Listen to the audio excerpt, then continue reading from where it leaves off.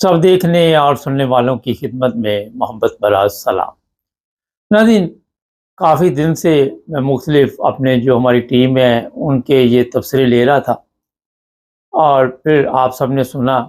सब ने ज़बरदस्त तरीके के साथ बताया जो पाकिस्तान और इंडिया के हालात हैं उस बारे में। देखिए, जो हकीकत है, मैंने सोचा क्यों ना आपके सामने आज खोल दी जाए, क्योंकि हमारे लोग जो है बड़ी मेहनत करते हैं, मगर कई चीज़ें होती हैं कि हर बंदे के ज़हन में नहीं आती। सबसे पहले मैं आपको बताऊँ कि चाहे वो पाकिस्तान है, चाहे वो हिंदुस्तान है, वहाँ पे जो लोग भी ज़िंदगी की बाज़ी हार के इस जंग में, दोनों ममालिक उन्हें, हिंदुस्तान भी कह रहा है कि हमारे लोग शहीद हुए, पाकिस्तान भी कह रहा है, मगर जो घर वहाँ पे देखने वाले हैं, जिस तरह वहाँ पे तबाही आपने देखी या अभी तक जो सोशल मीडिया पे चल रही है, कश्मीर है या पाकिस्तान के कई इलाके हैं, हिंदुस्तान के कई इलाके हैं, जिस तरह वहाँ से लाशें उठाई जा रही हैं और जो हालात उन लोगों के हैं जो ज़ाहिर है उनके माँ-बाप हैं, उनके बहन-भाई हैं, बीवी-बच्चे हैं, उन पे क्या गुज़र रही है। ये जो जंग थी, ये एक सियासी जंग थी और इसकी जो हकीकत है आज आपको मैं बताऊँगा कि हुआ क्या, असल गेम क्या हुई। होता ये है कि अपनी सियासत बचाने के लिए अमीर ने हमेशा गरीब की कुर्बानी दी है। आप देख लें, ये जितने भी लोग इस वक़्त चाहे इधर ज़िंदगी की बाज़ी हार गए या उधर हार गए, ये किसी सियासतदान के बच्चे नहीं हैं। आप सबको पता है ना, ये अमीरों के बच्चे हैं। मैं इसलिए आपको बताना चाह रहा हूँ कि अगर अमीरों के बच्चे इस जंग में मरते तो शायद ये जंगें ना होती। सब सियासी गेम डाली गई और दोनों ममालिक ने अपनी-अपनी अवाम को बेवकूफ़ बनाने के लिए ये खेल खेला, मगर ये खेल बिगड़ गया। आपको पता होना चाहिए, कई दफ़ा गेम कुछ और डाल रहा होता है इंसान, लेकिन ऊपर से कुछ और चल रहा होता है सिस्टम।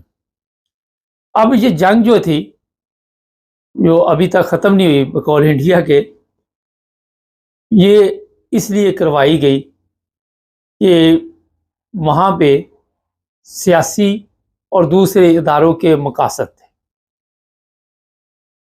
अब हुआ क्या कि जब ये जंग शुरू हुई, तो एक पाकिस्तान में फैमिली है, उनके कारोबार पूरी दुनिया में फैले हुए हैं और उनके कहने पे ये सारा कुछ किया गया। इसमें आप ये भी कह सकते हैं कि लंदन प्लान का हिस्सा भी कहा जा सकता है इसे। और ये बताया गया इंडिया को कि आप हमला करें और आके वहाँ पे मसाजिद, मदरसे जो भी हैं, वहाँ पे आप हमला करें और आपके ऊपर हमला नहीं होगा। गारंटी दी गई थी उस फैमिली की तरफ से जिसके बिज़नेस है। और आपको ये भी पता है उनके आपस में कितने अच्छे तल्लुकात हैं। शायद पाकिस्तानी अवाम से उनके इतने अच्छे तल्लुकात ना हो जितने इंडिया के साथ उनके तल्लुकात। आप नाम समझ गए होंगे, ज़रूरी नहीं होता कि हर जगह पे नाम लिया जाए। अब हुआ ये है कि यहाँ पे जो मसला बना, वो एयर फ़ोर्स की तरफ से बना और एयर फ़ोर्स के जो चीफ़ थे, उनके ऑर्डर के बाद ये सारी गेम जो है ख़राब हुई। इससे पहले अमेरिका के बयानात भी आपने सुने, इसराइल भी इंडिया के साथ था और जब अमेरिका को पता चला कि मेरा कुत्ता हारने लगा है, तो उसने कहा जी जंग बंद करवा दी जाए, ये तो पिछले 36 घंटे से बातचीत हो रही है। लोगों को बेवकूफ़ बनाने के लिए ये सारा ड्रामा रचाया गया। यहाँ पे जो चीज़ है वो है एयर फ़ोर्स, जो मैं आपको बता रहा हूँ। वहाँ जो फ़ैसला किया गया वो बड़ा अहम था। उन्होंने कहा कि हमारे प्लेन तो जो है ये यहाँ भी खड़े उन्होंने तबाह कर देने और प्लान यही था कि पाकिस्तान को कमज़ोर किया जाए और उससे हमारी सियासत बचेगी। पता नहीं वो किस तरह सियासत बचाना चाहते थे, हालाँकि सबको पता है कि जो भी वहाँ पे पाकिस्तान सिस्टम चल रहा है, जो भी ताकतवर लोग हैं, मैं नाम लेता हूँ, तो जिनको वहाँ से माल शाल मिल रहा है वो हमारे प्रोग्रामों पे तराज करना शुरू कर देते। खैर, मैं तरीके से आपको बता देता हूँ। अब एयरफोर्स के चीफ ने जब ये ऐलान किया और 40-42 प्लेन हमारे गए वहाँ पे और तबाही मचा दी। ये प्लान का हिस्सा नहीं था, ये इस प्रोग्राम का हिस्सा नहीं था जो उस फैमिली ने गारंटी दी हुई थी। और वो फैमिली मुकम्मल खामोश रही। पार्लियामेंट में भी उसे कहा गया बोलो, लंदन में भी कहा गया बोलो। और इसी फैमिली पे ये मैं अब आपको बता देता हूँ कि ये पानी बंद करने का मशवरा था, यहाँ से गया। आप अपनी अवाम की हालत देख लें।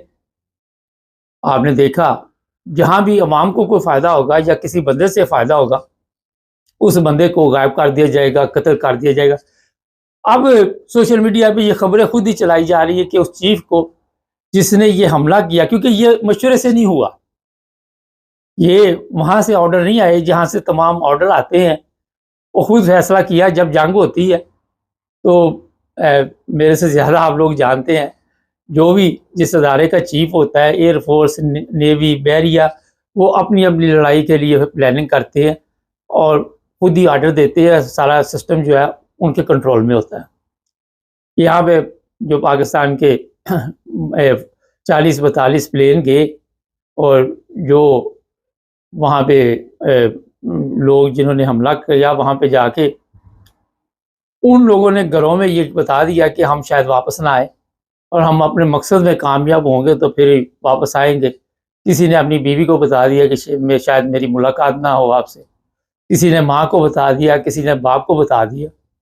जिसको आप कहते हैं सर पे कफन बांध के वो निकले और तबाही मचा दी वहाँ पे। जैसे ये तबाही की खबर यहाँ पे मिली और फिर यहाँ से ऑर्डर गया कि उनको वापस बुला लिया जाए।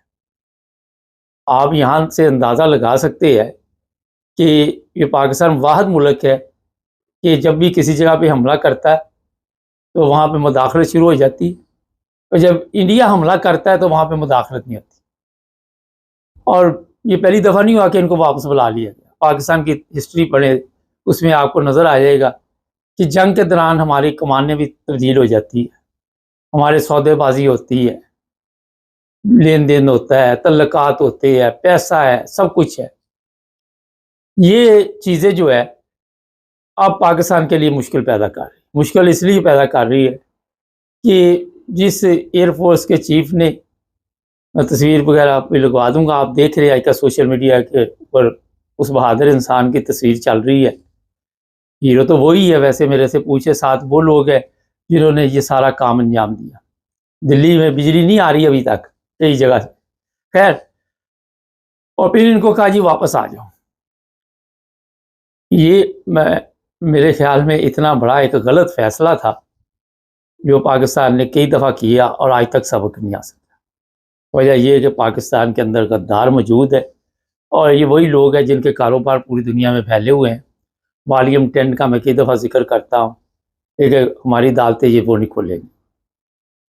अब जो सबसे ख़तरनाक चीज़ हो रही है वो ये है कि जो भी बंदा पाकिस्तान के लिए काम करेगा वो समझते हैं कि ये हमारे लिए काबिल कबूल नहीं है। उसमें आप ये भी कह सकते हैं कि कोई दयानतदार बंदा आपको मिल जाए तो वो आपके वहाँ पे इदारों में उनको उसको जीने नहीं देते। अब इस बंदे के लिए ये परेशानी बनाई जा रही है क्योंकि उस फैमिली के मोदी के साथ तल्लुकात ख़राब हो गए। मोदी की चित्रोल हो रही है वहाँ पे अच्छे तरीके से, ठीक ठाक तरीके से। ज़िल्लत और रसवाई देखनी पड़ रही है उसे। पार्लियामेंट में भी लोग भी गालियाँ निकाल रहे हैं, लोगों के घर उजड़ गए इसके गलत फैसले से। पाकिस्तान में भी आपने देखा। तो अब ये प्रोग्राम बनाया जा रहा है कि इस्तीफ़ा लिया जाए। मुझे तो एक और फ़िक्र है कि इस बंदे की जो चीफ है एयरफोर्स के, उसकी ज़िंदगी को भी ख़तरा है। और ऐसे तमाम लोग जिन्होंने इस जंग में हिस्सा लिया उन्हें अपनी हिफाजत भी करनी चाहिए। ये नहीं कि दुश्मन से ख़तरा है, नहीं नहीं नहीं नहीं नहीं, घर में मौजूद है। बाहर वाले दुश्मन से ख़तरा नहीं है। इनको अपनी खुराक का ख्याल रखना चाहिए। कोई चीज़ भी खाने पीने से पहले चेक करनी चाहिए, किसी डॉक्टर वगैरह ये जो भी है। क्योंकि जिन लोगों ने ये सारा गेम, सारा प्रोग्राम किया है वो अब इनकी तारीफ भी कर रहे हैं। ये भी एक तरीका वारदात होता है। और अमेरिका बड़ी तारीफ कर रहा है, यूरोप पाकिस्तान की एयरफोर्स के मतलब जो कुछ लिख रहा है वो आप सबके इल्म में है। पूरी दुनिया में इस वक्त खलबली मची हुई है। और जो सबसे ख़तरनाक चीज़ है वो ये है कि अब पाकिस्तान के अंदरूनी हालात जो है वो ख़राब किए जाएंगे। पता नहीं आज भी कोई बता रहा था दोबारा धमाके शुरू हो गए। इस दौरान जितने दिन ये जंग का माहौल रहा, कोई दहशत गर्द नहीं आए, कोई धमाके शमाके नहीं हुए। पता नहीं शायद वो भी छुट्टी पे चले गए हो, उनको भी ज़ाहिर थोड़ा सा रिलैक्स चाहिए। जैसे ही जंग ख़त्म हो, अभी आप देखेंगे दोबारा वो धमाके शुरू हो जाएंगे। पाकिस्तान की अवाम की कुर्बानी पता नहीं किस किस रंग में इन लोगों ने ली। कभी गुर्बत के लिए उन्हें ज़लील रसवा होना पड़ा, कभी जंग के ज़रिए उन्हें अपनी जानें देनी पड़ी। और जिन लोगों जो भी लोग ये मुतासर हुए, इन बड़े लोगों के गलत फैसलों की वजह से आज ये हालात बने हुए हैं। मैं हमेशा कहता हूँ कि ये नहीं है कि आप लड़ाई के साथ ही मसले हल करें, आप बैठकर भी तमाम मसले हल कर सकते हैं। आपको मैं यूरोप की मिसाल हमेशा देता हूँ, पुरअमन मुल्क है। आप देखिए कितने पुरअमन ममालिक है दुनिया में जो तरक्की कर रहे हैं। न्यूजीलैंड है, ऑस्ट्रेलिया है, यूरोप है और भी है। और जहाँ भी जंग के हालात है वहाँ पे तबाही मच जाती है। ये अरब कंट्री पूरी आपकी तबाह होगी, सऊदी अरब वगैरह बचे हुए हैं। ये हालात जिन लोगों ने पैदा किए, अब वो और हालात ख़राब करेंगे। और ऐसे लोगों के लिए बहरहाल जो मैंने आपको इशारा दे दिया कि मुश्किल ज़िंदगी कर देंगे। खुशी तो हम मना रहे हैं, इसमें कोई शक नहीं। हम ये सारा कुछ बता रहे हैं कि हमने जंग जीत ली। इंडिया भी कह रहा है कि हमने भी बड़े कारनामे अंजाम दिए। मीडिया का जो रोल है, हम सच बोलते हैं, हमारे ऊपर इतराज़ात शुरू हो जाते हैं कि आप इतना सच क्यों बोलते हैं। पर ऐसे ऐसे बंदे हैं जो खुद कहीं पे जाएं तो ऐसे ऐसे किस्से कहानियां सुनाएंगे कि लोगों के आंखों में आंसू आ जाए। मगर जहाँ पे आप देख रहे हैं गलत है और आप गलत को गलत नहीं कह सकते, तो वहाँ पे आपको फिर पता चल जाना चाहिए कि कितनी बड़ी मुनाफकत का आप रोल अदा कर रहे हैं। इसलिए मैं आपको बता रहा हूँ कि दोनों ममालिक को आज भी सुलह के साथ, जो भी मसला कश्मीर है वो कश्मीरियों से तो पूछो, आपस में लड़ी आ रहे, उनसे तो पूछो भी वो क्या चाहते हैं। अब जिनका मसला उनसे आप पूछते नहीं है, तो वो जो कहते हैं कर दो, आपस में अमन से रहो। ये सब चीज़ें बताने के बाद आखिर पे मैं DGISPR ने जो कहा कि वो पायलट हमारे पास नहीं है, जो खतून है, ठीक है नहीं होगी। कुछ दिन पहले DGISPR ने एक प्रेस कॉन्फ्रेंस की थी, उसमें बताया था जो पहला हमला हुआ था कि पाकिस्तान में जब हमला इंडिया ने किया तो मसाजिद को नुकसान पहुंचा, कुरान मजीद वहाँ पे पड़े हुए थे। मैं बड़े अदब के साथ अपने DGISPR साहब से गुजारिश करूँगा कि बहुत ही ये अफसोसनाक वाक़यात है। मगर पाकिस्तान में पूरा रमज़ान आपने देखा, वहाँ पे मसाजिद की बेहुरमती हुई, वहाँ पे कुरान मजीद पुलिस वाला पकड़ के अंदर से लेके आ रहा था और लोगों को बेगुनाह जेलों में डाला हुआ है। बेगुनाह लोग इस वक्त जेलों में पड़े हुए हैं और कई जेलों में ज़िंदगी की बाजी भी हार रहे। क्या आपकी नज़र से ये खबर नहीं गुजरी? जिस तरह तरीके लबैक वालों ने वहाँ पे लोगों के लिए जीना मुश्किल किया हुआ था, लोगों की इबादत के लिए मुश्किलात पैदा कर रहे थे। क्या हमारे चीफ ऑफ आर्मी स्टाफ साहब और या DGISPR की नज़र से ये चीज़ें नहीं गुजरी? ज़ाहिर है ये गुजरी होंगी, मगर यहाँ पे आपको भी स्टैंड लेना चाहिए था। पाकिस्तान में जितने भी लोग रहते हैं, ये अब जो कामरान है आज सब उसको कह रहे हैं कि हमारा भाई है। एक सोशल मीडिया पे ऐसे लोग भी थे जो उसको गालियां निकाल रहे थे, क्योंकि हमने सीखा ही ये है। मैं खुद टिकटॉक पे देख रहा था, मुझे शर्म आ रही थी उनकी बातें सुन के, और वहाँ पे बैठे हुए कोई उनका मकसद नहीं था, सिर्फ वो अकलीतों पे बात कर रहे थे जो मेरे नज़दीक पाकिस्तानी है। कोई अकलियत नहीं होता किसी मुल्क में। और वहाँ पे बैठ के चंद बंदे सिर्फ और सिर्फ किसी कभी अहमदियों को गालियां निकाल रहे थे, कभी वो किसी को, और इसी के ज़रिए इनका रिज़्क का सिस्टम चल रहा था, क्योंकि वो लोग आते थे, वो मज़े लेते थे गालियां सुनने के। टिकटॉक पे ज़ाहिर है 20-30 लोग उनके इकट्ठे हुए थे और वो अपनी तरह से ये बता रहे थे कि हम अहमदियों को गालियां निकाल के शायद इस वक्त सबसे बड़ा जो जिहाद है वो कर रहे हैं। नहायत गलीज़ ज़बान इस्तेमाल की जा रही थी। तो ये आज देख ले, जो हीरो बना कामरान, वो पाकिस्तानी है, वो एक पाकिस्तानी है और उसका सर फ़ख्र से बुलंद है। उसके मोहल्ले में खुशी मनाई जा रही कि हमारे बच्चे ने नाम रोशन किया। वजह उसकी ये है कि जिन लोगों के ऊपर आप जुल्म करते हैं, जब वह उसी मुल्क का नाम रोशन करते हैं तो वहाँ पे फिर मेरा ख्याल है कि सोचना चाहिए आपको। मैं हमेशा इस तरफ तवज्जो दिलाता हूँ, इस सियासत के चक्कर में लोगों के घर ना जाड़े। और ये भी मैं आपको बताऊँ कि जो एयर चीफ हैं उनको सलाम मैं पेश करता हूँ और मैं उनके लिए दुआ गो हूँ कि अल्लाह ताला उनकी हिफाजत फरमाए, क्योंकि हमारे वहाँ पे कोई भी कामयाब बंदा और दयानतदार बंदा, उसके लिए कितनी मुश्किलात है। अगर आज हम ये प्रोग्राम कर रहे हैं सच पे, तो ये भी अगर पाकिस्तान में होते तो ना करते। ये मुल्क जो है ये हमारा सबका मुल्क है पाकिस्तानी। जब वो कल जी टिकटॉक पे ये लगे हुए थे, इनको क्या, ये जो अहमदी हैं उनको क्या प्रॉब्लम है, वो पाकिस्तानी नेशनल है। ये सीधा सा सवाल है, जवाब है, मगर अक्ल नहीं है, अंधे हैं, ये बहरे हैं। इनमें अगर समझ होती, और फिर इतना झूठ बोला जा रहा था कि पाकिस्तान में ज़बरदस्त किस्म की जमहूरियत चल रही है। मुझे शर्म आ रही थी उनकी बातें सुन के। हमारे इदारे ज़बरदस्त तरीके से काम कर रहे हैं। भाई अगर इतने इदारे ज़बरदस्त है तो आप दूसरे ममालिक में बैठे क्यों हुए हैं? जो कमज़ोरी है वो बताएं अपने इदारे को, उनको बताएं कि जनाब ये मसले हैं हमारे। दयानतदारी जहाँ तक आपको नज़र आती है खुद ही कॉमर्स में लिख दीजिएगा, मैं इस पर नहीं कहूँगा।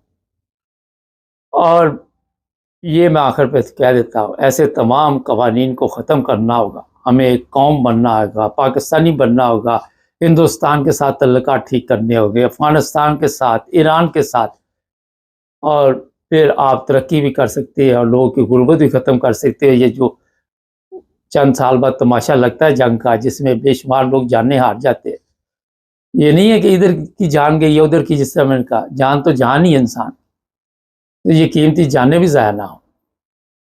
मेरा ख्याल है इस पर आपको गौर करना होगा और उस ख़ानदान को भी सोचना चाहिए कि जिस दौलत के चक्कर में आपने पूरी मुल्क की सलामती को दाव पे लगा दिया, वो मेरा ख्याल है कि कभी परेशान नहीं हुए, फ़िक्र की ज़रूरत नहीं। हाँ, लेकिन मोदी उनकी मंजी अब ठोकेगा, क्योंकि जो ज़िल्लत और रसवाई मोदी के साथ हुई, और मोदी को इन्होंने गारंटी दी हुई थी, अब वो इनको बताएगा। किस तरह बताता है अल्लाह बेहतर जानता है। चैनल को सब्सक्राइब करें, जुड़े रहे हमारे साथ, ताकि और भी प्रोग्राम देखते रहें। सब देखने और सुनने वालों की खिदमत में मोहब्बत भरा सलाम। जवेद इकबाल चीमा साहब मैनचेस्टर से हमारे साथ हैं। आज के प्रोग्राम में मसला वही है, पाकिस्तान और हिंदुस्तान। आज देखते हैं, चीमा साहब कह रहे थे कुछ मैं स्पेशल आपको बताऊंगा क्या लेके आए। जी चीमा साहब। जी मुबारक साहब, आपको सुनने वालों को मेरी तरफ से वालेकुम सलाम व रहमतुल्लाहि व बरकातहू। अल्लाह आपको खुश रखे। आज आप आपकी खिदमत में ये रखना चाहता था कि पूरी दुनिया में पाकिस्तान के लिए कालम भी लिखे जा रहे हैं, तज़िये भी हो रहे हैं। तो मेरा तज़िया मुबारक साहब हमेशा मुख्तलिफ होता है और अपना होता है। चोरी करके तज़िये नगारों के मैं अल्फाज नहीं इस्तेमाल करता जी। और मैं आज भी आपके सामने वही बात दोहराता हूँ। मुझे इस जंग के अंदर इस मुकाबले में पढ़ने की जरूरत नहीं है कि कौन जीता कौन हारा। मैं आप चंद अल्फाजों के बाद आपको अपने चंद अशार आपको सुनाऊंगा, उसमें वो सब कुछ है जो मेरे दिल की धड़कन है। जी ठीक है ना। वो के अशार हर एक की, वो कहते हैं ना कि म्यार पे पूरे नहीं उतरते। मैंने तो अपने अल्फाजों को एक सहारा दिया है ना। मैं इतना बड़ा शायर हूँ, 12 किताबें तो मैंने लिखी हैं, मगर मैं कोई इतना बड़ा शायर नहीं हूँ कि जो आपको इतना बड़ा मुतासिर कर सकूं। मगर अपने जमीर की आवाज मैंने लोगों तक पहुंचाई है। जी। तो पहली बात तो मैं ये अर्ज करूंगा कि इससे पहले कि कोई बात करूं, मैं अपने एयर मार्शल औरंगजेब साहब को, एयर वाइस मार्शल औरंगजेब साहब को और तमाम पीएफ के हर नौजवान को जो पीएफ पर चंदेर फोर्स में जो है ना वो काम कर रहा है, उसको सलाम पेश करता हूँ, उसको सैल्यूट पेश करता हूँ। जबरदस्त कि उन्होंने वाकई अपने मुहिब्बे वतन होने का, पाकिस्तानी होने का, मुसलमान होने का हक अदा कर दिया है। जबरदस्त। तो ये सबसे पहले तो मैं उनकी खिदमत में ये खराज अकीदत पेश करता हूं। अच्छा, यहाँ एक सवाल भी छोटा सा ले लें अगर मुनासिब समझे तो। जी जी जी जी। अगर ये बात सिर्फ हम पाकिस्तानियों तक ही रखें, क्योंकि हर मजहब के लोग पाकिस्तान में रहते हैं, तो उसमें कोई हर्ज है कि हमने देखा जिस तरह इस वक्त वो लड़का कामरान है, उसने जिस तरह नाम रोशन किया और उसकी बहन ने ये मैसेज दिया कि ये मसीह बरादरी को आप प्रमोट ना करें, सिर्फ पाकिस्तानी हम लोग हैं ना इस मामले में। उसकी बात सही है, मैं उससे एग्री करता हूँ, मैं उससे 100% एग्री करता हूँ, मैं उससे 100% एग्री करता हूँ। उसका दिल ना दुखे, बिल्कुल मैं बिल्कुल इस बात को एग्री करता हूँ। आपकी बात सही है। बाकी रही बात मोराल की, तो मोराल बड़ा काउंट करता है। मोराल की जो अकाउंटेबिलिटी है ना, वो कौमों के अंदर वो बहुत ज्यादा होती है, क्योंकि मोराल अवाम की तरफ से होता है, कौम की तरफ से रिस्पॉन्स होता है।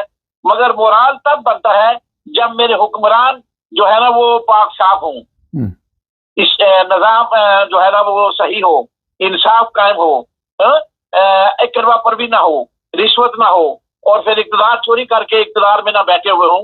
तो वो लोग हुक्मरान अगर सही हो तो अवाम का मोराल जो है ना होता है। वो के मोराल तो हर वक्त ही अवाम का होता है, मगर इस वक्त उतना जोबन पे नहीं था जितना 1965 में था। तो इस वक्त पाकिस्तानी अवाम के मोराल को कई तरह से जो है ना 3 साल से जख्म पहुंचाए जा रहे हैं। तो कसर तो कोई नहीं छोड़ी हमने पाकिस्तानी कौम के मोराल को डाउन करने की, मगर कौम ने फिर भी अपने पाकिस्तानी होने का हक अदा किया है, इसमें कोई शक नहीं, कोई शक। और फिर अगली बात मैं ये अर्ज करता हूँ कि अफसोस है ये, और अफसोस से मुझे ये कहना पड़ता है कि अब हम जो है ना वो सिलेबस के अंदर जनरल याहिया के कारनामे नहीं पढ़ेंगे, वो हमूद रहमान कमीशन के कारनामे नहीं पढ़ेंगे, वो 1971 का सामने जो है ना वो जो जख्म था उसको याद नहीं करेंगे, हमारे जर्नैलों की एजाशियां, जनरल याहिया के कारनामे और दूसरे जर्नैलों के कारनामे और जनरल रानियों के कारनामे नहीं पढ़ेंगे। अब तो हम सिलेबस के अंदर तारीख में पढ़ेंगे जनरल रानी पंजाब मरियम के किस्से, उसकी माँ के कारनामे, शरीफ खानदान के कारनामे। क्योंकि अब जब हमने जहाद का नाम ही खत्म कर दिया, मुजाहिदीन को हमने कुचल दिया, दहशतगर्द हम खुद बन गए, जिस तरह के ख्वाजा आसिफ रंगबाज ये जो वजीर हैं अगर इस तरह के बयान देते हैं तो मोराल क्या रह जाता है, हमारा तो मोराल डाउन हो गया। तो इस जंग में जो है ना हमने शिकस्त खाई या जीते या क्या हुए, कम से कम कुछ चेहरों से नकाब बहुत उतर गए हैं। जिस तरह को नारवाल का वो फिरौन वो उसके चेहरे से नकाब उतरा है, शरीफ खानदान के चेहरे से नकाब उतरा है, ये ख्वाजा आसिफ ये रंगबाज जो जैसे लोगों के किरदारों से नकाब उतरा है। मगर अफसोस कि हमारे जो हुक्मरान हैं जो इनको लाने वाले हैं उनको अभी तक भी इस बात का कोई एहसास नहीं है। अच्छा, एक सवाल ले लें यहाँ पे, एक सवाल छोटा सा ले लें। आज मैंने भी ये प्रोग्राम किया, फिर एक साहब ने तवज्जो दिलाई कि DGISPR ने तो कहा कि हुकूमत ने हमारे साथ बड़ा तावन किया, शहबाज शरीफ की गवर्नमेंट ने। आप समझते हैं कि उसने कोई तावन किया?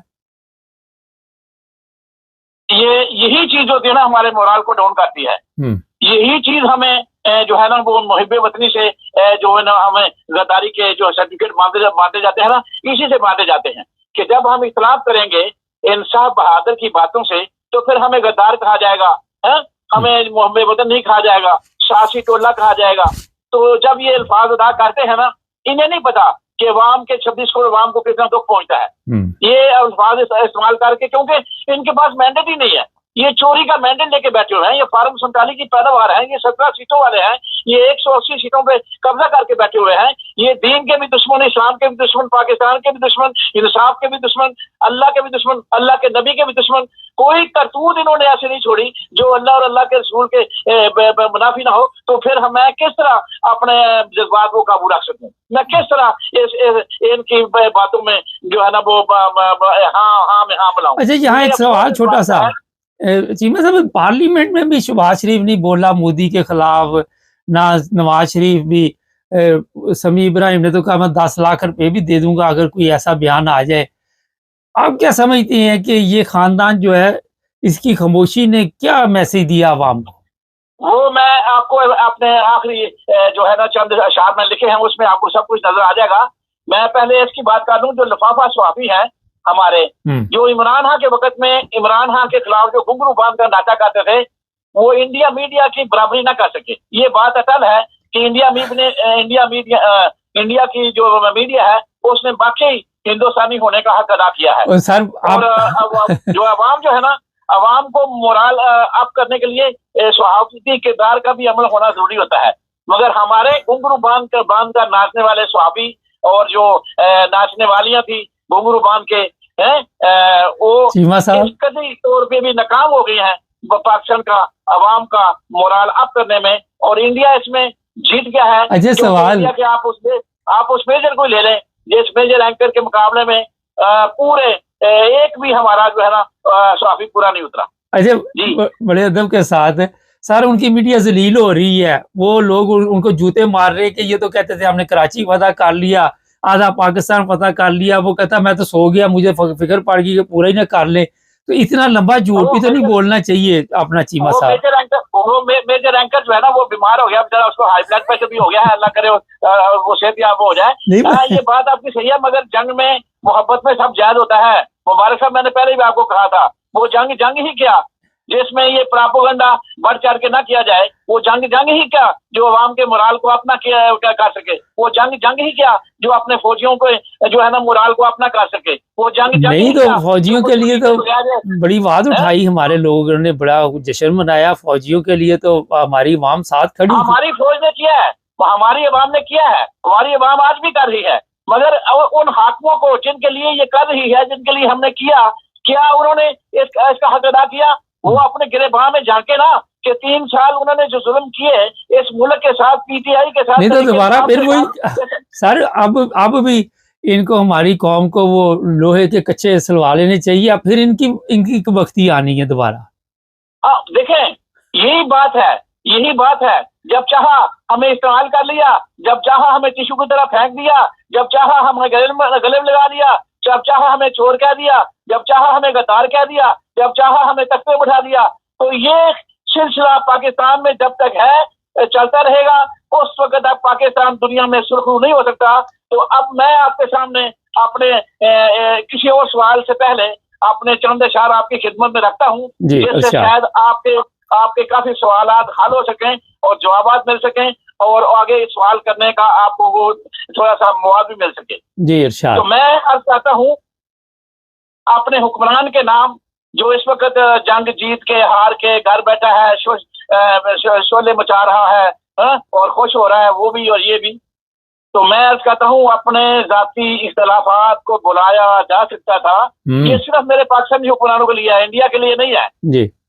अपने जाती इख्तलाफात को बुलाया जा सकता था, दीन इस्लाम का तारुफ करवाया जा सकता था, अवाम पीएफ नेवी आर्मी को फ्री हैंड देकर दुनिया के मुसलमान को एक पैगाम पहुंचाया जा सकता था।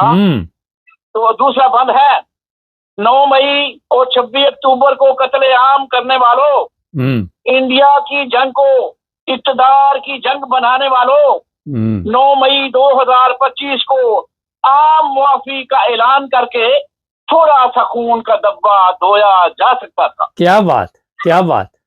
तो तीसरा बंद है हसद बुग़्ज़ कीना नफरत की आग में जलने वालों, हसद बुग़्ज़ कीना नफरत की आग में जलने वालों, इस्लाम को छोड़कर कुफर के रास्ते पे चलने वालों, पूरे मुल्क से सियासी वर्कर और गुमशुदा को रहा करके, पूरे मुल्क से सियासी वर्कर और गुमशुदा को रहा करके लाहक जुल्म सितम से तौबा करके अपनी आकबत को बचाया जा सकता था। क्या बात।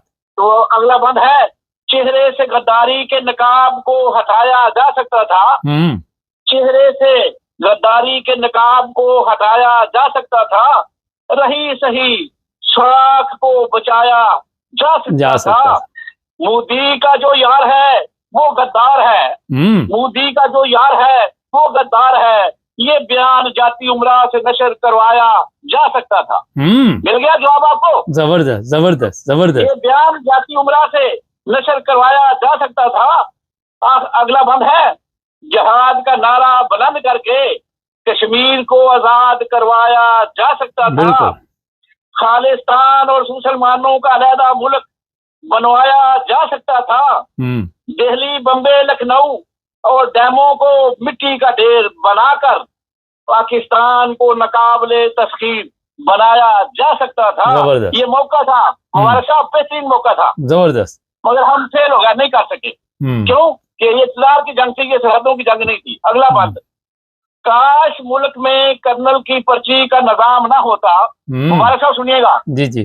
काश मुल्क में कर्नल की पर्ची का निजाम ना होता, सदा इक़्तिदार में रहने का मेरा ख्वाबे तमाम ना होता। अवाम को घर काबिले एतमाद समझता दीन की रोशनी में, तो इमरान खान को सिक्योरिटी काउंसिल की मीटिंग में बैठाया जा सकता था। जबरदस्त। अवाम को घर काबिले एतमाद समझता दीन की रोशनी में, तो इमरान खान को सिक्योरिटी काउंसिल की मीटिंग में बैठाया जा सकता था। तो अगला बंद है, किसने पहल की, कौन दहशतगर्द है? मुबारक साहब, किसने पहल की, कौन दहशतगर्द है? सालसी को पहली बार ये बावर करवाया जा सकता था। जबरदस्त। सालसी को पहली बार ये बावर करवाया जा सकता था। गर अज़म और हौसला बुर्दबारी से काम लेते हम, सुनिएगा, गर अज़म और हौसला बुर्दबारी से काम लेते हम, तो पाकिस्तान का 75 साल कर्ज मुआफ करवाया जा सकता था। वाह वाह, जबरदस्त। हमारे पास कोई शर्त ही नहीं है, हमने शर्त ही रखी। ऐसे सुना, ऐसी चीज फायर जो बगैर शर्तों के, जो कंडीशन ना हो, ये क्या है? बस मैं माफी चाहता हूँ, क्योंकि जो लोग बड़े बड़े जश्न मना रहे हैं ना, मैं इत्तेफाक नहीं करता। अच्छा, अगला बंद जी। चोरीशुदा मैंडेट वापस करके, चोरीशुदा मैंडेट वापस करके तख्त इमरान खान के हवाले करके हम एक जिंदा मुसलमान कौम है, दुनिया को ये बताया जा सकता था। जबरदस्त। चोरीशुदा मैंडेट वापस करके तख्त इमरान खान के हवाले करके हम एक जिंदा मुसलमान कौम है, दुनिया को ये बताया जा सकता था। तो आखिरी बंद है, आखिरी अर्ज है, इसमें अना को बुलाया जा सकता था।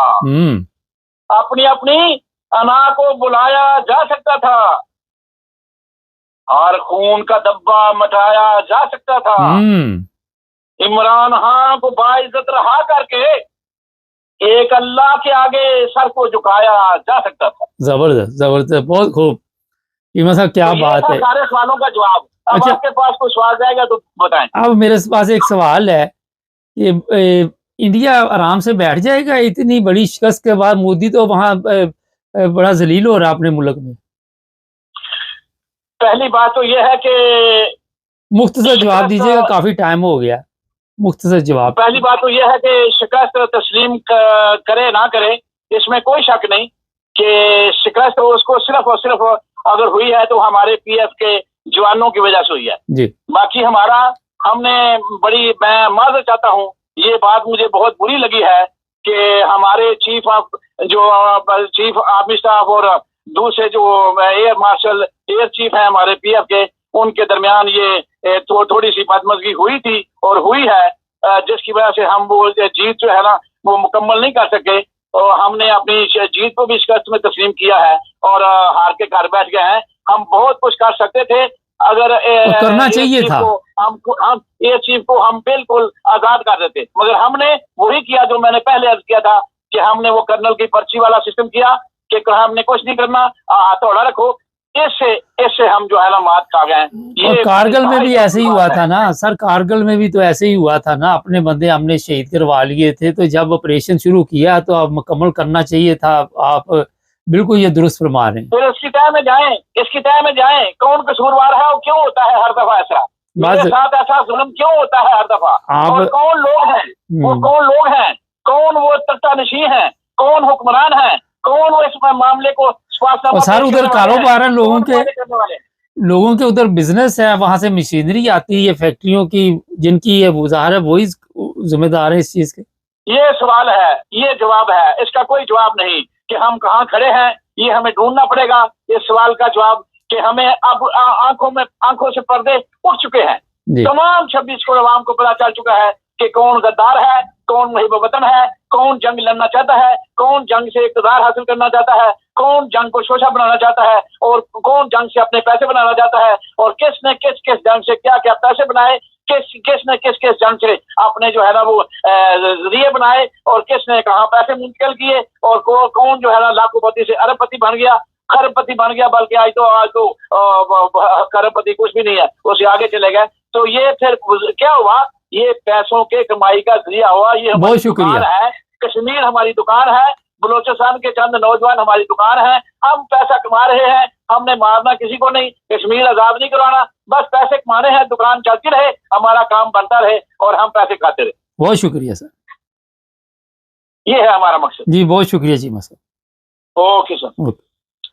ये थे अपने चीमा साहब, जावेद इकबाल चीमा साहब। अच्छा, बात बिल्कुल दुरुस्त है, जब आपने हमला कर दिया तब फिर देखी जाएगी क्या होगा, और पीछे से हुक्म देना वापस आ जाओ, मेरा ख्याल ये एक बहुत बड़ा सवाल है।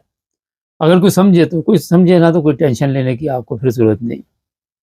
नाज़रीन, आखिर पे फिर मैं तो यही कहूँगा कि हमें पाकिस्तानी बनना होगा, और जो हमारे हमसाये ममालिक है उन्हें भी एक दूसरे के साथ अच्छे तल्लुकात रखने होंगे, उससे कारोबार खुलेंगे, लोग आए जाएंगे, एक दूसरे के साथ मुज़ाकरात करें, बॉर्डर खोलें, बजाय ये जंग में। ये देखे जिस तरह सुबह मैंने कहा था कितना जानी नुकसान हुआ, क्या मिला? अमन के साथ भी मसले हल होते हैं कि नहीं होते? चैनल को सब्सक्राइब कर लें, जुड़े रहे हमारे साथ, ताकि और सब देखने और सुनने वालों की खिदमत में मोहब्बत भरा सलाम। नाज़रीन, मैं आज चेक कर रहा था, भारत में हालात काफ़ी वहाँ पे ख़राब हो गए, और मोदी जो है उसके लिए मेरा ख्याल है काफ़ी मुश्किलात हैं वहाँ पे, कुछ गिरफ्तारियाँ भी हुई हैं, लोग सड़कों पे आ गए हैं। एक बेकरी थी, कराची बेकरी शायद पाकिस्तानियों की, उसको भी नुकसान पहुँचा है। हमारे साथ सर महमूद, उनसे पूछेंगे कि क्या देख रहे हैं। सर क्या देख रहे हैं? इंडिया अंदरूनी हालात तो उसके ख़राब हो गए, अब कोई कार्रवाई करेगा पाकिस्तान के ख़िलाफ़ दोबारा?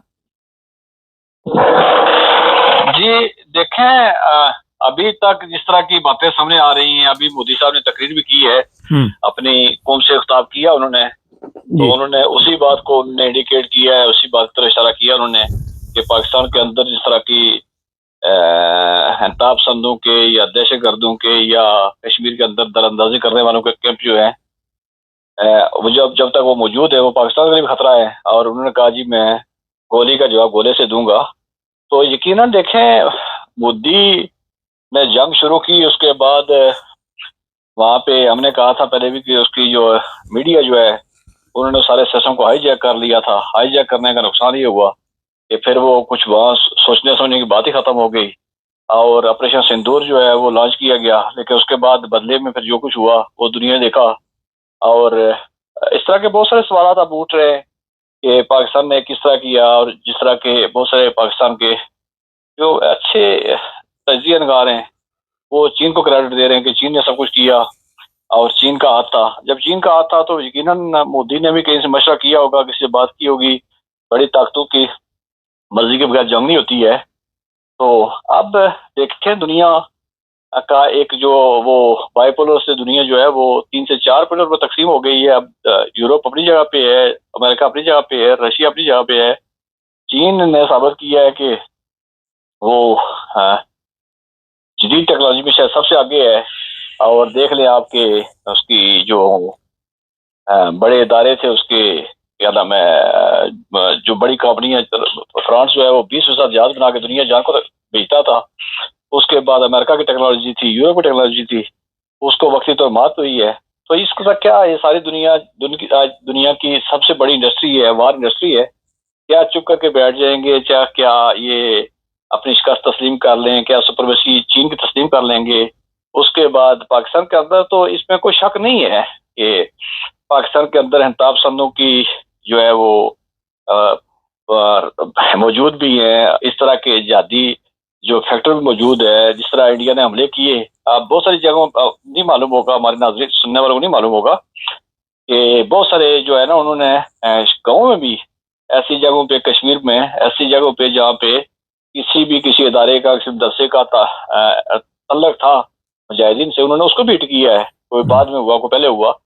सियालकोट से लेके कश्मीर तक हर जगह पे जहाँ पे इस तरह के थे, उन्होंने उसको हमला किया है और वो मौजूद है। आपने देखा कि जब अमरीका पे हमला हुआ तो वो जो भी लोग वहाँ पे मारे गए, उनके नमाज जनाजा आपने देखा होगा कि वो हमारे दारून ने, उनके सुपरविजन में आईजी पंजाब मौजूद थे, उसके बाद भावलपुर में मौजूद थे। तो उन्होंने उनको तस्लीम किया कि इनके पीछे पोस्ट पे थे। और ऐसी खबरें भी आ रही हैं कि बाद जगहों पे जिस चेक पोस्ट पे हमला हुआ, कब्जा हुआ है, तो वहाँ अटरली जो फायर कर रहे थे, उस फायर के कवर में जो है वहाँ सिविलियन ने कब्जा किया। और ये बहुत सारी खबरें आ रही है कुछ जगहों पे सिविलियन के 2-3 चेक पोस्टों पे, मीरपुर सेक्टर में समानी हो या इस तरह साइड पे हो, बरनाला, इधर कब्जा किया हुआ, कुछ जगहों पे कब्जे किए हुए हैं। तो ये सारी चीजें हैं। अब इन सारी चीजों को मिला के देखना पड़ेगा, टेक्नोलॉजी को भी देखना पड़ेगा। जिस तरह का वार के अंदर हुआ पाकिस्तान के अंदर, इस तरह की जो तंजीमें मौजूद हैं, जिनकी खुल के हमायत की गई है, जिन्हें ज्यादा बढ़ाई गई, इस सबको मिला के देखा जाएगा। वक्ती तौर मोदी साहब को उसको नुकसान हुआ, इसलिए नुकसान हुआ कि इलेक्शन भी था, मार भी खाई। उसके बाद जो उसने एक्शन लिया था, ठीक है, उसने लिया अपनी तरफ से, लेकिन उसके बाद जो उसका जो नतीजा आया वो उसके लिए है। उसके आप देख लें, उसके काबीने में देख लें या उस असेंबली में कि कितने खिलाफ उसकी बातें की गई, कितनी गालियां दी गई हैं। और बिल्कुल लगता है इसका मुंह इस तरह लटका हुआ था कि इसको तो हार्ट अटैक हो जाएगा। अच्छा, एक चीज मैंने इंडिया की मीडिया पे भी देखी कि जी आपने चाइना का साथ लिया और हमें मारा, तो ये भी तो इसराइल के साथ मिलकर ही, और दूसरे भी कई ममालिक होंगे। अब जब आपको पता चलेगा, तो ये खुद भी तो मदद ले रहे थे। तो चाइना की मदद अगर पाकिस्तान ने ले ली, तो इसमें कौन सा कोई गलत काम किया? नहीं, वो उनको उस पर तो जाहिर सी बात है, जब आप करते हैं तो फिर वो उन्होंने देखा ना, उन्होंने उसको तुर्की को भी धमकियां दी हैं। और अमेरिका चीन को खुल के तो नहीं कह रहे वो, चूंकि नाम पाकिस्तान का ले रहे हैं, लेकिन इसमें तो कोई शक नहीं, वो चीन ने मदद की है और बिल्कुल इस हद तक मदद की है कि जहाँ वो सारा खेल जो है वो उसका नतीजा तब्दील हो गया। तो यकीनन उन्होंने मदद दी। मैं उसी तरह इशारा कर रहा हूँ कि अगर चीन ने यहाँ पे किया और वो दुनिया मान रही है कि चीन के सामने आगे, चीन की कितनी क्या थी, कितनी तरक्की थी, वो भी सामने आगे, दुनिया के सामने आ गई। और जो वेस्टर्न कंट्रीज हैं, अमेरिका है, दूसरी जो दुनिया है, जो जिनके यहाँ इस मामले में बहुत जिद्दत है और बाहर इंडस्ट्री बड़ी उनकी डेवलप है, यकीनन वो भी सोचेंगे। और उनके पास आप एक मुल्क भी आ गया जहाँ पे चीजों को ट्राई किया जा सकता है और जहाँ पे दो लड़ने वाले कौमें जो है, तो मेरे ख्याल में इसमें बड़ी तेजी तरक्की होगी और वो सारी चीजें यहीं पे आजमाई जाएंगी। और ये जंग जो है, ये जिसको हम कह रहे हैं कि ये खत्म हो गई है, मेरे ख्याल में ये चलती रहेगी। आज तो उसके जो उनके चीफ ऑफ एयर स्टाफ हैं, उन्होंने कहा जी कि हम अब जो नई जंग होगी उसकी नैयत अलग होगी और बिल्कुल एक अलग तरह की होगी और बिल्कुल तबाहकुन होगी। और देखा हमें जो खबरें हमारे पास आ रही है, पहले दिन उनके 80 जहाजों ने जिस तरह हमला किया, और बहरहाल वो जाम शाम ना किए जाते तो 80 जहाज जो है वो आपको पता है कारपेट बमबारी करते, तो कोई बिल्डिंग, कोई जगह ऐसी न छोड़ते। फिर दूसरी दफा सुना है कि जिस दिन रात को उनको सुबह हमला किया गया है, उस दिन 300 जहाज तैयार थे जिन्होंने अटैक कर रहा था। और आपने देखा कि हजारों के हिसाब से जो है वो आए हैं, क्या नाम है, ड्रोन आए, जिन्होंने पेशावर, स्वात, कामरा, उसके बाद इस्लाम, हर जगह पे उन्होंने कोई शहर को छोड़ा नहीं, कोई शहर छोड़ा नहीं जहाँ तक उन्होंने वो अप्रोच न किया उन्होंने। लेकिन फैसलाबाद वालों ने इतराज किया, इकट्ठा किया होगा। फैसलाबाद के लोगों ने इतराज किया कि हम भी इसी मुल्क में रहते हैं, यहाँ पे कोई ड्रोन नजर नहीं आया हमें। उनको इस चीज का अफसोस है। असल में वो जुगतबाजी है, इससे ज्यादा तो जुगतबाजी से ज्यादा कुछ नहीं कहा सकता। लेकिन आपने देखा कि सरगोदा में तो एक ड्रोन गिराया भी क्या है, उसके बाद परे आप शाहकोट में चले जाए, उसके अच्छा। शेखोपुरा में हमने सुना था, लाहौर में 3 देखे हैं, उसके जी। बाद आपने देखा उसके, तो ये तो सारी बातें हर जगह पे गए हैं। नहीं वो तो और मजाक कर रहा हूँ। चूंकि अच्छा, ड्रोन ने गिरना है तो ड्रोन चूंकि जी जी जरा थोड़ी सा देखते हैं, ये जो हमारा इस वक्त पाकिस्तान का जो सोशल मीडिया है, और जिस तरह एयरफोर्स के जवानों ने बड़ा शानदार कारनामा अंजाम दिया, लोग इस पे बड़ा सवाल उठा रहे कि इन्हें वापस क्यों बुलाया गया और ये एक अचानक के हुक्म क्यों दिया गया। मैंने भी इस पे सुबह प्रोग्राम किया और लोगों ने काफ़ी इस पे कमेंट्स लिखे हुए हैं।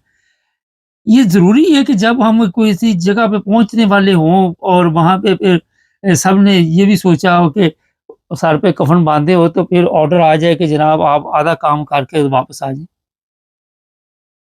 देखिए, पहली बात ये है कि इस जंग में पाकिस्तान का तो ऐसा किसी जगह पे कोई गोल नहीं था कि पाकिस्तान ने किसी इलाके पे कब्जा करना है, किसी जगह पे हमने बात सुनी भी नहीं है।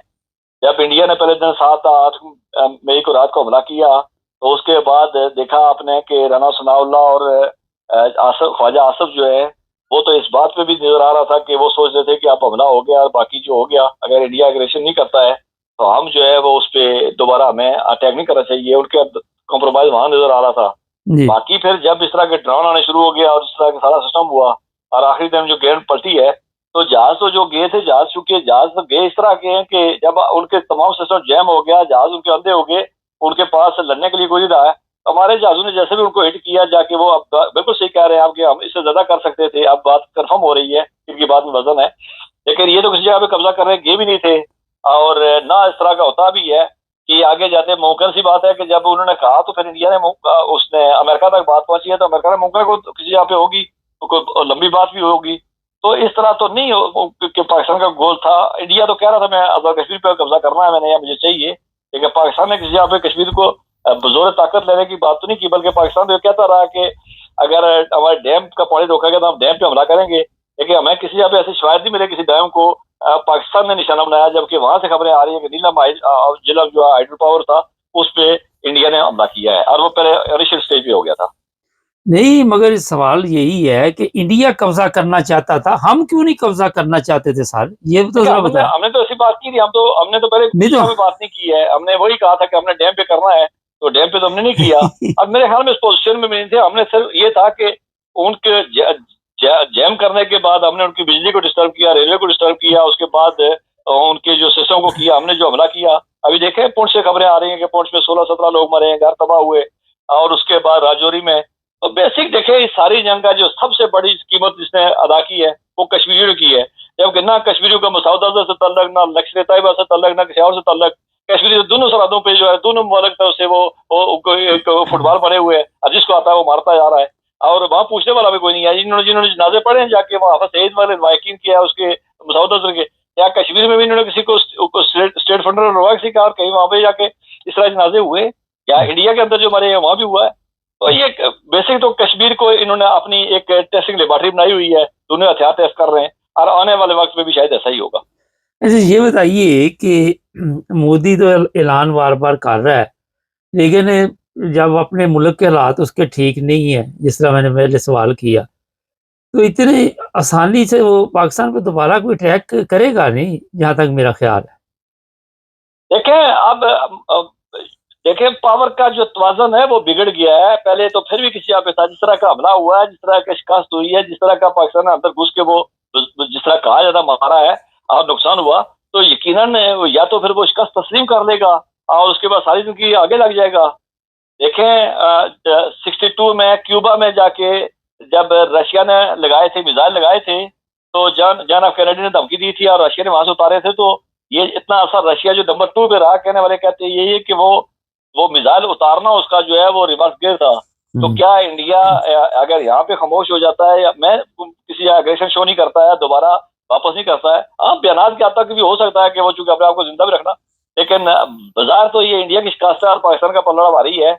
और क्या इंडिया इसको तस्लीम कर लेगा? क्या जिस एशिया में ताकत का तवाज़ुन बिगड़ गया है, क्या उसको अमेरिका, बाकी जो दुनिया जो है, वो मैं शुरू में पहले बात की थी कि जिनकी वार इंडस्ट्री है, क्या उसको कबूल कर लेंगे और अपने आप को वो रिवर्स गियर में डाल लेंगे? ये एक सवाल है जिसका आने वाले वक्त में जवाब मिलेगा हमें। जो हमारे सियासी लीडर हैं, जिनका इंडिया के साथ कारोबार भी है, बिजनेस भी है, उनके मतलब आप क्या कहेंगे कि इस वक्त कौम उनके बारे में क्या सोच रही है? सोशल मीडिया पर तो काफी उनके खिलाफ मेरा ख्याल है कि लोग देखिए उससे सोशल मीडिया, देखें एक बात मैं बताऊं, जज्बाती होने से हट के अगर बात की जाए, जब वाजपेयी आया था, वाजपेयी एक बड़ा मोतदिल आदमी और बड़ा सुलझा हुआ और अच्छा एक इंसान दोस्त आदमी था। तो जब उसकी नवासी से बात हुई थी तो कश्मीर के मामले में किसी जगह के साउथ बॉर्डर का जो कहा गया था कि उस तरह कुछ इनिशिएटिव लिए भी गए थे कि जी कश्मीर के अंदर जो है वो इजी टू एक्सेस दिया जाए दोनों इलाके के लोगों को। और एक बाद में मुशर्रफ ने भी एक फार्मूला पेश किया था जी कि कुछ इलाके जो है वो इधर रहे कुछ उधर रहे और उसके बाद इनको इजी टू एक्सेस दी जाए। तो वो जो एक फार्मूला था उसका, जिसपे आप भी शायद कोई बात हो रही है। तो देखें इस इलाके में जब तक अमन की तरफ आप नहीं जाएंगे आपके पास रास्ता कोई नहीं है। इस रीजन में आप देख रहे हैं दोनों तरफ जो है तबाही है, बर्बादी है। 70 साल से आवाम को क्या मिला? आज जो लाशें उठा के ले गए रहे हैं, जिनके घर टूटे हुए हैं, जिनकी गाड़ियां टूटी हुई हैं, जो घर छोड़ के बैठे हैं, उनको क्या मिला है? ये कौन सा जात है जिसमें से उनको कुछ मिला हो या कोई फायदा हुआ हो? और कुरानों की जंग थी, दूसरी साइड पे सुन रहे हैं कि पहले 18% तनख्वाह बढ़ी थी, आज ये कहा जा रहा है कि IMF से कहा जाएगा और डिफेंस बजट बढ़ा दिया जाए। पाकिस्तान में गुर्बत कितनी है, महंगाई कितनी है, बेरोजगारी कितनी है। इंडिया के अंदर भी ये हालात हैं कि इंडिया के अंदर भी लोग खुदकशियां कर रहे हैं, बच्चे बेच रहे हैं। पाकिस्तान के अंदर बच्चे बेचने की खबरें आती हैं। तो आप अगर इसी सारे में उलझे रहेंगे तो ऐसा नहीं है। किसी किसी सियासतदान को, ये अलग बात है कि ये कमजोर हैं और इनके बस की बात भी नहीं है, जिस तरह ये बैठे हुए सारे, शायद इनकी डोरियां लाने वाला भी कोई और होता है। लेकिन कोई अगर बोल्ड हो किसी, वो जब नवासी के दौर में आया था, उसके दौर में आपको पता जमात इस्लामी और हमारे जो इदारे थे, जमात इस्लामी तो उनके इशारों पे नाचती है। तो वो सामने आ गए थे, उन्होंने उसका किया था। तो आपको कहीं तजारत हो या किसी आपको अमन चाहिए अगर रीजन के अंदर, तो आपको ये जो जिस तरह के कैप हमारे आप बने हुए थे, जिसकी तरफ मोदी ने आज भी निशानदेही की है, इनको बंद करना पड़ेगा और एक पुरअमन तरीके से रहना पड़ेगा। और इस जो 1 करोड़ 25 करोड़ आबादी है मेरे यहाँ, उसके फलाह बहबूद का सोचना पड़ेगा। मैं ये मजहबी जमातें आराम से बैठने दें कि हमारे तो आपको पता है कि वहां पे तो देखिए उनको इशारा कौन करता है, उनको निकालता कौन है? 3 साल से गजा में जंग लगी, वो जो बैठे हुए थे, तो सवाल ले लें। किसने निकाला? उनको निकाल कर रोड पे लेके आए, उनको उससे फतवे दिलवाए।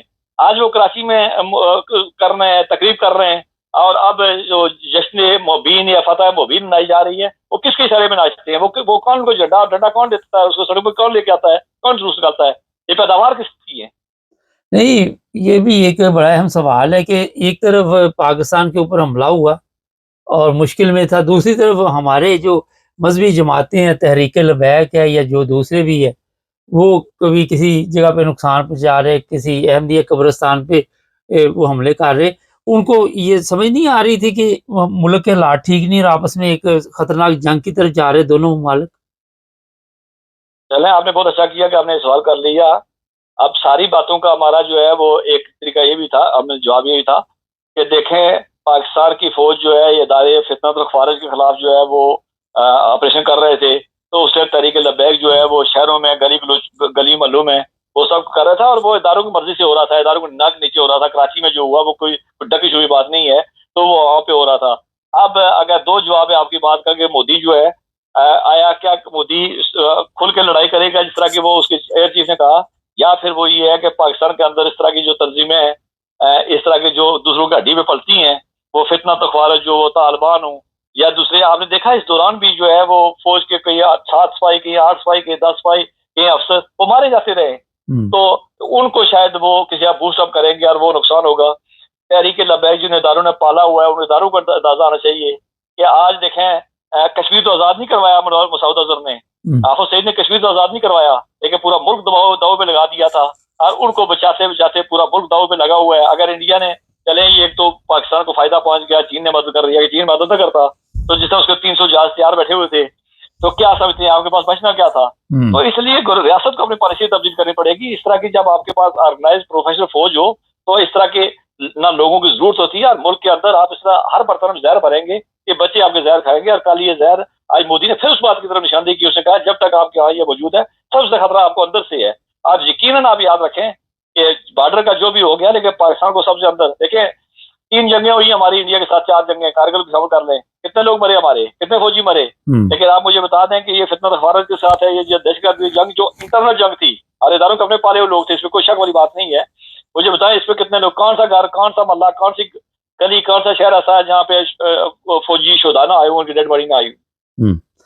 अच्छा, एक बड़ा अहम सवाल आखिर पे है, सियासी सूरत हाल कोई तब्दील नज़र आती पाकिस्तान के अंदर कुछ जिस तरह अभी एयरफोर्स का नाम बड़ा रोशन हो रहा है और जो चीफ है उनके मतलब मुख्तलिफ चीज़ें सोशल मीडिया पे चल रही हैं, इस्तीफे की बातें भी हो रही है और मुझे तो जो खतरा है कि उनकी जान को भी खतरा हो सकता है।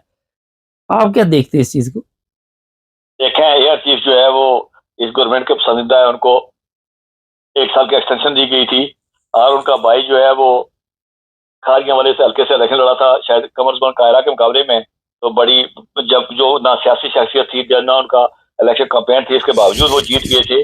तो मेरे ख्याल में वो किसी अच्छी उनका पोर्टफोलियो में कोई उनके पास है, तो वो तो सियासी उनका पहले भी मुकाम था और हुकूमत के नजदीक थे। जहां तक तल्लक है इस तरह का, ये सोशल मीडिया पे ट्रेंड बनाए जाते हैं। 9-10 लाख 7 लाख फौज जो है, जिसको चीफ आर्मी स्टाफ जो है कंट्रोल करता है, एयरफोर्स जो है उसकी तादाद में, क्योंकि कहना नहीं चाहिए मुझे, उसकी तादाद कम होती है, हजारों में होती है। तो ये एक ट्रेंड बनाया जा रहा है इसलिए कि शायद पाकिस्तान में होगा तो ये चीजें मुमकिन नहीं होती हैं। बगावत की बातें, जहाँ पे कोई बगावत शगावत नहीं होती है, बगावत की खबरें आ रही थी उस दिन के जी वो चीफ आर्मी स्टाफ को गिरफ्तार करवा लिया। जिसके नाम गिरफ्तार करवाने की बात की जाए, अब देखें उनके पास इतनी कैपेसिटी भी है, क्या वो इतने इस काबल भी है वो गिरफ्तार कर सकते थे? तीसरी बात ये है कि हुकूमत को तो, एक मुर्दा हुकूमत को इंजन डल गया, उसको जान डल गई है। आपको याद होगा इसी हुकूमत ने वो आरसीएम नदीम ने एक वो फेंका था निजा, तो उसको 6 महीने तक छाता उठा के फिरते फिरते रहे थे कि जी ये निजा हमने फेंकवाया है। अब तो उनको जान दी हुई है। अब तो उनके पास, अब तो अगले हफ्ते से आप वो देखेंगे, शहबाज शरीफ ने कहा कि ये जो नवाज शरीफ की क्यादत में सब कुछ हुआ। और आपको पता है मनीफ फारूक जैसे लोगों ने कहा कि नहीं, पर पब्लिक तो नहीं मानती ना जनरल सर, ये कहते रहे, पब्लिक तो ये मानने के लिए तैयार ही नहीं कि नवाज शरीफ ने करवाया सब कुछ ठीक। देखिए, आप मीडिया जब आपके पास कंट्रोल हो तो आप क्या करेंगे? आप पब्लिक तो सोशल मीडिया पे करेगी। आप सोशल मीडिया पे आप कल से आपने देखा कुछ गिरफ्तारियों में करनी शुरू कर ली है। जब आपने इंडिया की बात की थी शुरू में, वहां से गिरफ्तारी करनी शुरू कर ली कि ये मुल्क के खिलाफ बोल रहे हैं। तो वो जनरल जिया के दौर से लेकर जिसने कोई बात की तो वो मुल्क के खिलाफ ही रहा है। तो उनका तो मीडिया कंट्रोल, मीडिया आपको नहीं बता रहा है। मुर्गा जो है वो 250 की 800 रुपए किलो है, तो वो कह रहे थे 6 अशरों की, यानी आपकी 6 अशरे पुरानी जो है महंगाई से आप वहां पे बैठे हुए। और सबसे अगर महंगाई इतनी कम है तो 188% आपने तनख्वाहें इनकी गुजरा कैसे बढ़ा दी है? तो वो उनका अपना बयानिया है, उनका अपना जो चैनल है वो बैठे हुए, वो उन्होंने बात करनी है, तो उन पर कोई फर्क नहीं पड़ना है। मैंने कहा आरसीएम नदीम का नेजा उन्होंने अपने गले डाल दिया था कि हमने फेंकवाया है, तो ये जंग है, ये उन्होंने कहा कैश करवाई लेनी है। चलिए, बहुत शुक्रिया सर। जज़ाकल्लाह। नाज़रीन, पाकिस्तानी जितने भी हैं बड़े मुहिब वतन हैं और ये मैं इसलिए आपको बता रहा हूँ कि पाकिस्तान में लोग ये भी सवाल उठाते हैं, मैं सोशल मीडिया पे भी देखता हूँ कि कहते हैं जी फलां लोग जो हैं वो मुहिब वतन नहीं। आज ही मैं देख रहा था शनाब नगर रबुआ में जो वहाँ की म्यूनसिपल कमेटी है, टाउन कमेटी जो है, वहाँ बाकायदा तौर पर एक रैली निकाली गई और पाक फ़ौज के हक़ में नारे भी लगाए गए और मुल्क की सलामती के लिए भी जो एयर फोर्स है उसे खराज तहसीन पेश किया गया। तो यहाँ पे देखना चाहिए कि जो नफ़रत की तालीम है उससे हमने क्या हासिल किया। आज भी मैं अपने चीफ ऑफ आर्मी स्टाफ को कहूँगा कि पाकिस्तान में दोबारा इलेक्शन करवाएं, तमाम सियासी कैदियों को रहा किया जाए और तमाम ऐसे लोग जो मज़हब के नाम पे आपने जेलों में डाले हुए हैं, चाहे पाकिस्तान का आइन या कानून आप बना के उसकी वजह से जेलों में गए, उन्हें भी रहा किया जाए। ख़त्म करें ऐसे कवानीन और सब हम पाकिस्तानी बने और कोशिश करें कि इस तरह अपनी नई नस्ल को और उनके दिमाग को बदलने के लिए जदोजहद करें। ये इस वक्त पाकिस्तान में सबसे ज़्यादा ज़रूरी जिहाद है। अगर आप अपने मुल्क में अच्छी तालीम, लोगों में अच्छा शऊर, समझ, खुराक, मेडिकल ये चीज़ें दे देते हैं तो मेरा हाल पुरअमन तरीके के साथ दोनों ममालिक रह सकते हैं। कश्मीर का जिस तरह मैंने सुबह ही कहा था कि कश्मीरियों से पूछे वो क्या चाहते हैं, वो जो चाहते हैं उनके मुताबिक इस मसले को हल किया जाए। यही पैसा जो हम एक दूसरे के लिए मारने के लिए लगाते हैं, ये लोगों के ज़िंदा रखने के लिए लगाएं तो मेरा ख्याल है कि अमन के साथ ज़िंदगी गुजारी जा सकती है। हमारे चैनल की बड़ी तारीफ़ की जा रही है, मैं तमाम लोगों का शुक्रिया अदा करता हूँ। अपनी टीम जो है हमारी वो ज़बरदस्त टीम है और एक से एक बढ़कर लोग जो हैं वो अपने अच्छे ख़यालात का इज़हार करते हैं और कोशिश होती है कि अमन का पैगाम दिया जाए। मगर चंद एक ऐसे भी हैं जो हसद की बीमारी में मुब्तला है, उनका इलाज तो नहीं है, उनके लिए मैं दुआ के लिए आपको कहता रहता हूँ। और वो बहाने ढूंढते रहते हैं किसी न किसी तरह हमारे चैनल के लिए मुश्किलात पैदा करें, मगर ये चैनल हमने बड़ी मेहनत से बनाया और इस चैनल के लिए हर किस्म की हम कुर्बानी देने के लिए तैयार हैं, चाहे वो कोई हमें मजहबी तौर पे ब्लैकमेल करे या किसी तरह भी करे, तो इस चीज़ की हमें कोई परवाह नहीं है। जुड़े रहें हमारे साथ ताकि और भी प्रोग्राम देखते रहें। सब देखने और सुनने वालों की खिदमत में मोहब्बत भरा सलाम। जंग में इतने मसरूफ़ थे कि यूरोप के कई प्रोग्राम जो है वो हम नहीं कर पा रहे थे। आज जो यूरोप में हालात हैं उस बारे में बातचीत करेंगे, क्योंकि हमारे यहाँ पे बड़ी तादाद में जो पाकिस्तानी हैं यूरोप में अभी तक सियासी पनाह पे हैं और यूरोपीय यूनियन कुछ ऐसे कवानीन बना रही है या तकरीबन समझे कि बन चुके होंगे अभी तक या उसके करीब ही है कि जो भी यूरोप में गैर मुल्की रहते हैं, जो सियासी पनाह वाले या बिल्कुल गैर कानूनी तौर पे रहते हैं, उनके लिए मुश्किलात का दौर आने वाला है या आप कह सकते हैं कि दौर शुरू हो चुका है। हुआ ये है कि यहाँ पे होता ये था कि आपका अगर केस ख़त्म हो गया तो आप गैर कानूनी तौर पे यूरोप में ज़िंदगी गुजारते थे, चोरी काम करते हैं, वो काम भी दे देते हैं, ज़ाहिर है सस्ता मज़दूर मिल जाता है, सस्ती लेबर मिल जाती है। ठीक है, अब क्योंकि ये यूरोप वालों को भी पता चल गया कि हमारे जो मसाइल हैं वो दूसरे तो है ही हैं, ये काम क्यों नहीं हो रहे।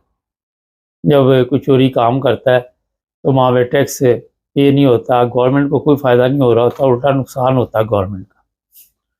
इन्होंने अब यूरोपियन यूनियन में एक बिल पेश किया अभी, शायद आजकल में वो पास हो जाए।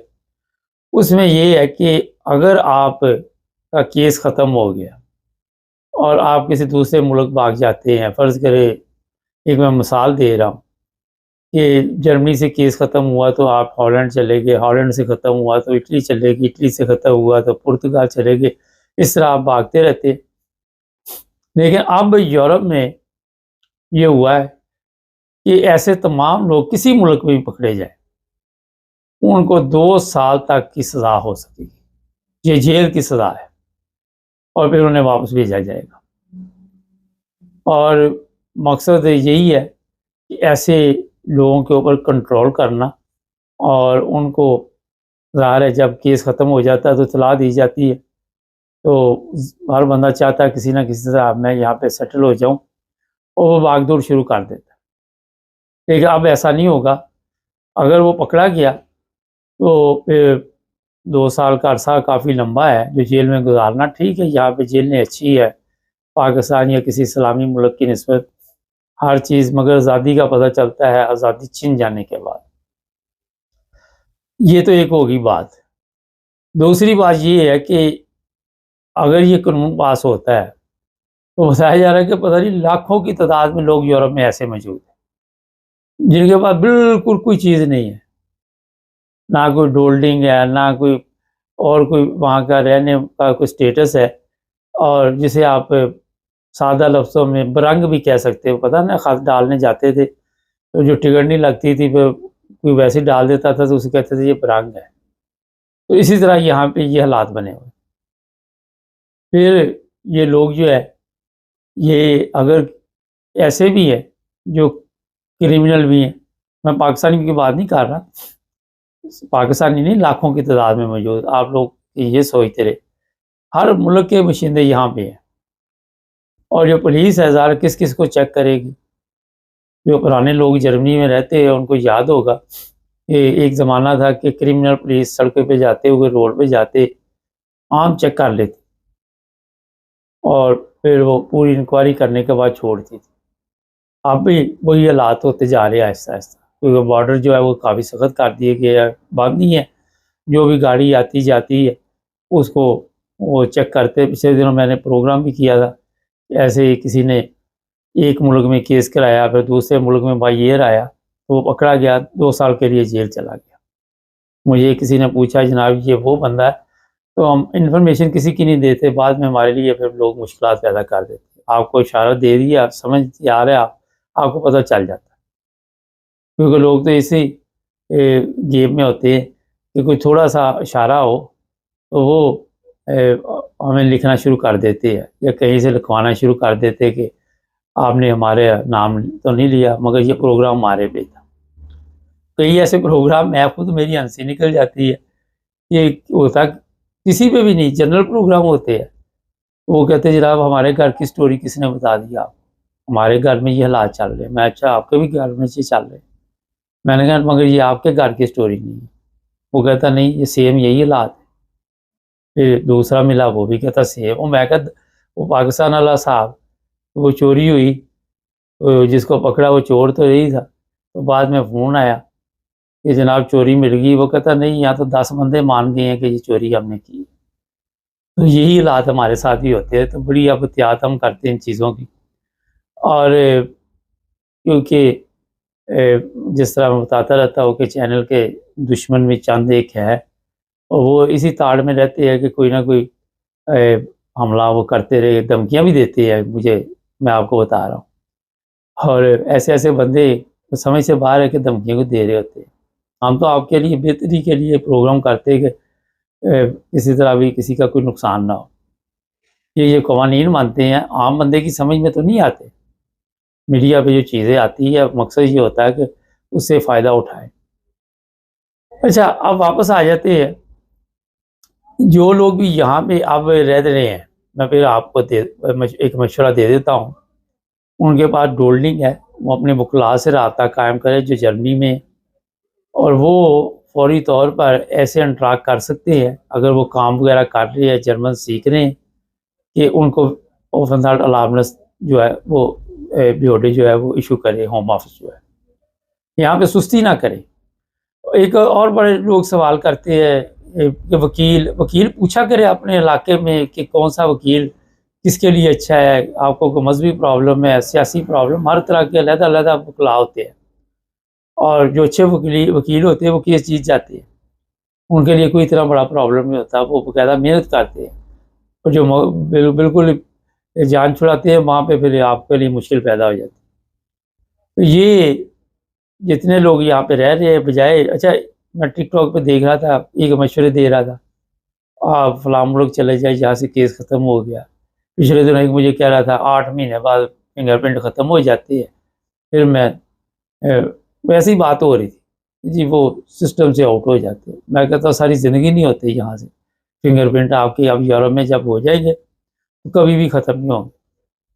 अभी तो उनके पास सिस्टम है, ये मैंने देखा ट्रेनों पे किसी को रोकते हैं ना गैर मुल्कियों, तो उनको ले जाते हैं तो सिर्फ एक ही फिंगर ऊपर रखते हैं तो सारा उसका डेटा बाहर आ जाता है कि आप कहाँ से आए, कहाँ गए, क्या कर रहे, किस मुल्क से आ रहे। तो ये बच्चों वाली कहानियाँ जो होती हैं वो मेरा ख्याल है आप एक दूसरे को सुना के बंदा परेशान होता है, वो भी बेचारे क्या करे, कोई रास्ता निकाल रहे होते हैं मगर रास्ते बंद होते जा रहे हैं। ये मैं आपको बता रहा हूँ, दिन ब दिन सख्ती होती जा रही है। और ये नहीं कि सिर्फ वहाँ इंग्लैंड में भी ऐसे क्रिमिनल लोगों की कमबख्ती आई हुई है और यहाँ भी पुलिस छापे डालती है। रोज़ाना कोई ना कोई मुझे बताता रहता है फलां जगह छापा पड़ गया, फलां जगह ये हो गया। तो यहाँ भी वो हालात नहीं है, लेकिन जिन लोगों के केस मजबूत हैं, जिनका हक बनता है, जिस तरह पाकिस्तान में मैं बताता रहता हूँ PTI वाले हैं जो उन पर भी जुल्म हो रहा है, क्रिश्चियन बरादरी है उन पर भी जुल्म हो रहा है, फिर अहमदियों पे जो जुल्म हो रहा है। तो ये अदालतें आंखें बंद करके ऐसे लोगों के केस मंजूर कर लेती है। सिर्फ PTI की उनको इंक्वायरी ज़्यादा चाहिए होती है, दूसरे जो है उनके इल्म में कि ये लोग वाकई वहाँ पे जो रहते हैं किस मुश्किल से गुजरते हैं, ना इनको कोई नौकरी अच्छी मिलती है, फिर हर वक्त जान का भी खतरा, फिर पता नहीं कोई कौन सा झूठा केस इनके ऊपर डाल दे। तो इस वजह से, क्योंकि हमारा तो चैनल सच बात करने का आदी है, तो सच बात आपको बता रहे, हमारे इससे कोई फ़र्क नहीं पड़ता किसी को भी कि जनाब कॉमर्स में आप जो मर्ज़ी लिख के चले जाए। तो ये अब यूरोपियन यूनियन का जैसे ही ये सिस्टम नया आएगा तो लोग इससे मुतासर होंगे और बड़ी तादाद में होंगे। दो चीज़ें आ रही इसमें, एक तो बताया जा रहा है किसी कैंपों में रखा जाए, बाहर ना निकलने दिया जाए या जेल में रखा जाए।